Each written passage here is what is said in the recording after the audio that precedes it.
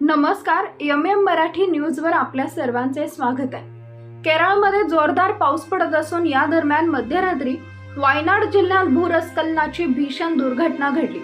या दुर्घटनेसह पावसाने एकूण 32 बळी घेतलेत। चॅनलवरती नवीन असाल तर मराठी न्यूजला जरूर सबस्क्राइब करा। वायनाडमधील मेप्पड्डीच्या काही डोंगराळ भागात ही दुर्घटना घडली असून या भूस्खलनात शेकडो नागरिक अडकल्याची भीती व्यक्त केली जाते। ढिगाऱ्याखाली 100हून अधिक लोक काढले गेल्याची भीती व्यक्त होतीये। केरळमधील वायनाड जिल्ह्यातील काही ठिकाणी मध्यरात्री भूस्खलनाच्या घटना घडल्या असून यात 8 नागरिकांचा मृत्यू झालाय।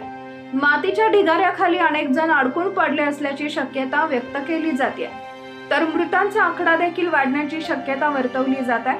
मृतांमध्ये 2 मुलांचाही समावेश आहे। वायनाडमधील मेप्पड्डीच्या डोंगराळ भागात हे भूस्खलन झालंय। मेप्पड्डी इथं रात्री 2च्या सुमारास दरड कोसळण्याची पहिली घटना घडली। आज सकाळी 4:10 पुन्हा भूस्खलन झाले। बचाव कार्यासाठी हवाई दलाची 2 हेलिकॉप्टर, एक MI-17 आणि LH ही हेलिकॉप्टर सुलूरला पाठवण्यात आली आहे।